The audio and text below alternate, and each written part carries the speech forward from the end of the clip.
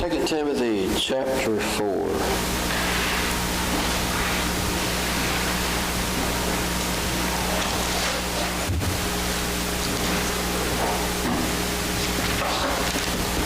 And while you're turning there, this past weekend was a crazy weekend in college football. I'm not a Tech fan, but Virginia Tech got robbed. They should have won that game.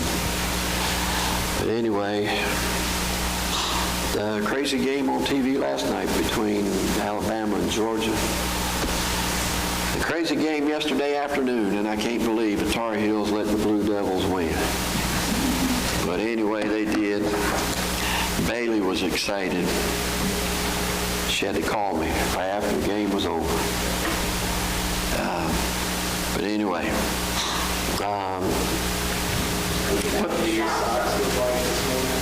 yeah, I'm wearing my Duke socks this morning. I had to do that for Bailey since Duke won. All right. But, that's it. There's a lot of battles. There are a lot of close things. Football is a good example. In our life, there are a lot of battles that we face. It may be sickness. It may be death. It may be finances. It may be just life in general. It may be any number of things battles we face. But we have to press on and not lose heart and not give up, ever. A great example of that was the Apostle Paul. A man that was beaten, stoned and left for dead, shipwrecked. He had malaria numerous times. He was cold, he was sick, he was hungry various times. But he said, I know whom I have believed, and I am persuaded that he is able to keep that which I have committed unto him against that day. That's a verse we ought to always hold on to. We face those battles, but we have to know whom we believe. Paul did that, and therefore Paul could die a happy man.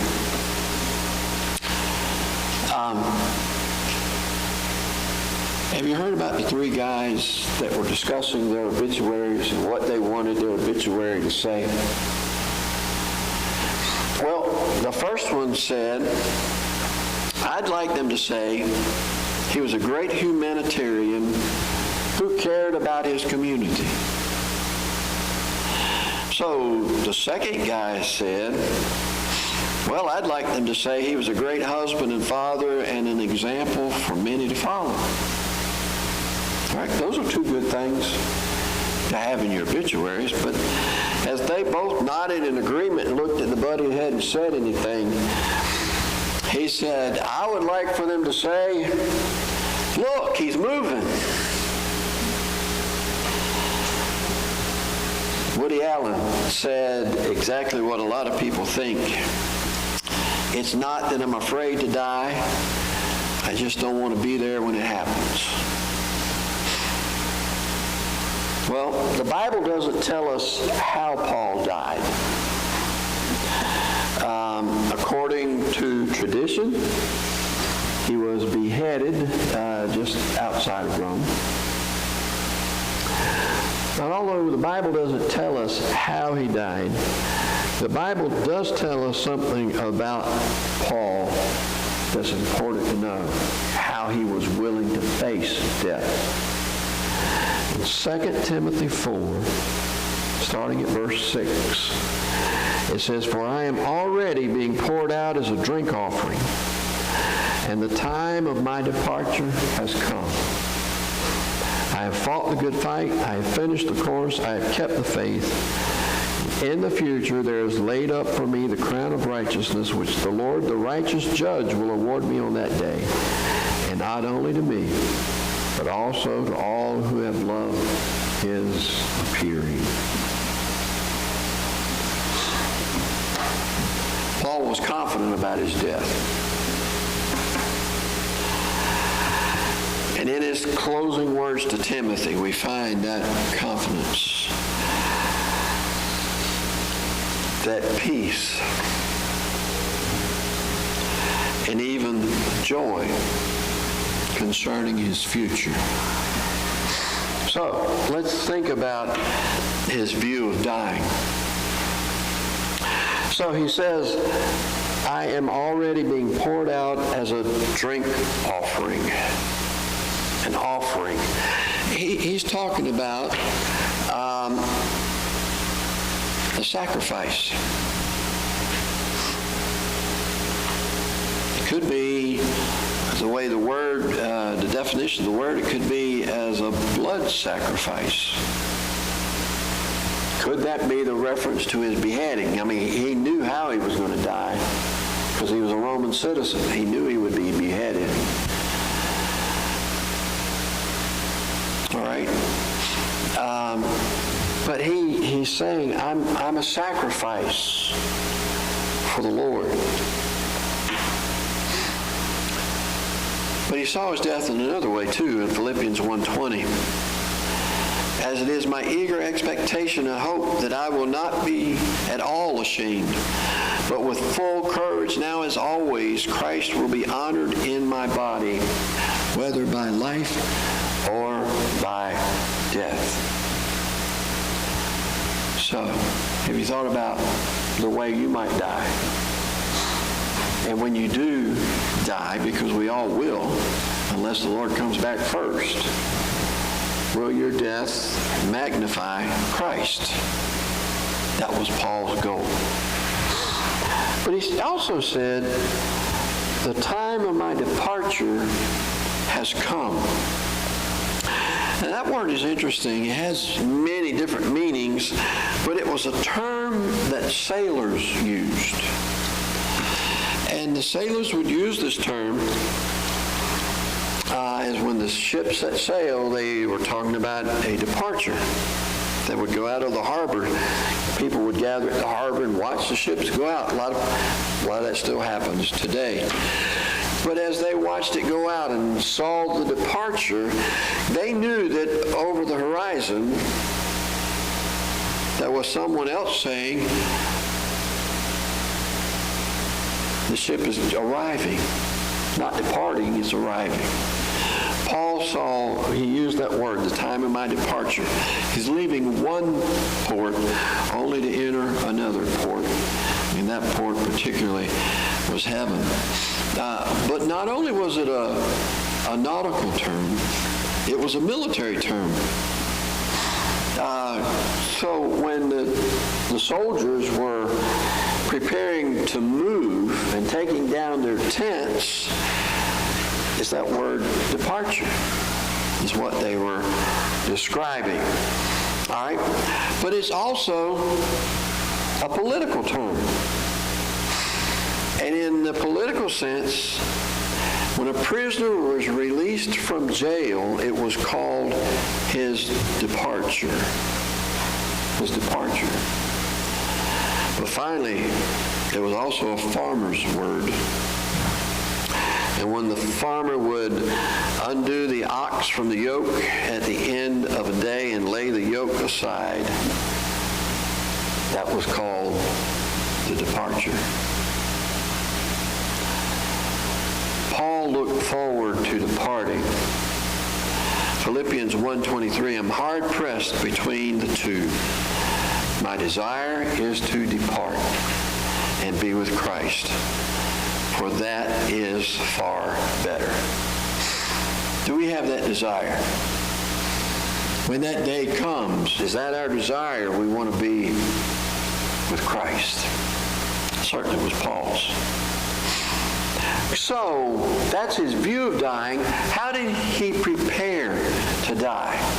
That'd be an important question, because, like I said, we're all going to face it one day, unless the Lord comes back first. How did he prepare to die? he said, I have fought the good fight. I have fought the good fight. Now, the Greek word does not necessarily mean boxing or even a fist fight, but it actually describes a wrestling match. You know, when two people are wrestling, you know, it looks like maybe this one's going to win sometimes, and then it kind of switches, like that one's going to win, and back and forth and back and forth. Sometimes, if you watch that professional wrestling, things get kind of dirty and cruel, all right? And the devil fights that way, very dirty and cruel. Nobody ever said living a Christian life would be easy. Paul would certainly tell you it wasn't easy, but he wouldn't give up. It's worth finishing. It's worth looking to the end. It's worth waiting to hear the words, well done, good and faithful servant. So he fought the good fight, but not only did he fight the good fight, he finished the race. He finished the race. That word race there kind of describes a marathon. All right? So, you know, the 10-miler was yesterday, but that's not a marathon.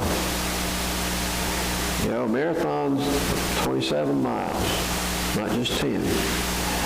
And it takes a lot of training and a lot of preparation to be able to run a marathon. And a marathon takes a lot out of you once you have run a marathon. But he said, I've fought the fight, I finished the race. You notice he didn't say he won the race, he just said, I finished it. That's important, because finishing the race is what's important.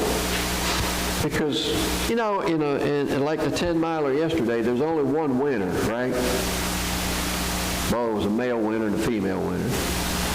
All right? But there's only one that wins in a race. But in the Christian race, it's different. Because if we finish the race, we all win. Because Christ has already won. And so we all are going to win if we finish the race. So in order to finish the race, we have to hear that last part of that verse 7. I have kept the faith. I have kept the faith. Paul was true to his charge. Paul took the gospel to all of the known world in his day. He did everything he could for the cause of Christ. He kept the faith. Even when he was challenged, he didn't back down. How many times did he spend nights in prison? But he wasn't willing to stop. He kept going. He kept going. He kept the faith. Then we have to keep the faith. All right? So why? Why did he do that? Why did he fight the fight, finish the course, keep the faith? Because he had a glorious hope. He had a glorious hope. Verse 8, in the future, there is laid up for me the crown of righteousness. The crown of righteousness. And that word crown kind of depicts, you know, what people of his day would have received when they won a race. A wreath woven together to be placed on the head.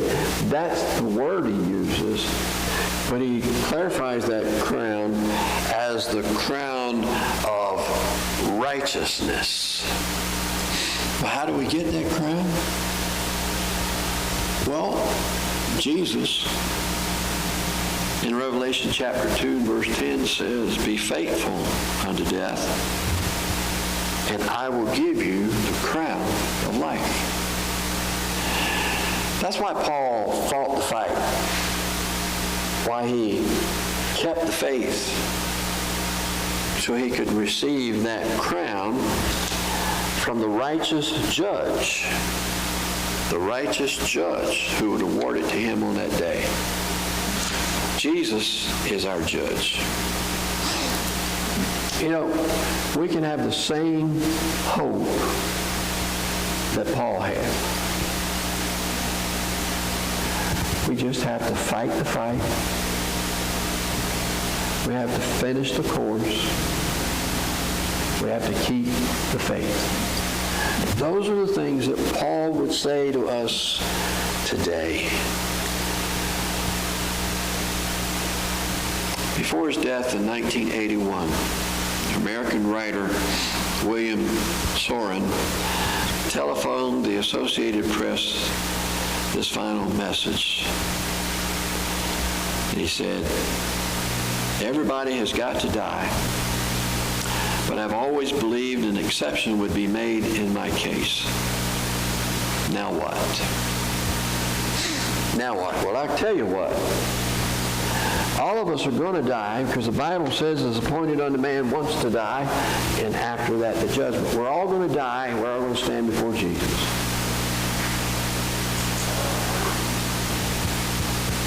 Paul wasn't afraid of that day. Paul was looking forward to that day because he had lived his life for Jesus. Yeah, we don't know when we're going to die. You know, it could be before we even leave this building. We could have a heart attack and be gone. It could be when we get in the car and we start out the street and somebody hits us and kills us. We don't know when. Paul just was ready. So, can we say like Paul, I fought a good fight. I finished the faith. I finished the course and kept the faith. And henceforth is laid up for me that crown of righteousness. If you can't say that this morning, we invite you to come while we stand and sing this song of invitation, Seek Ye First.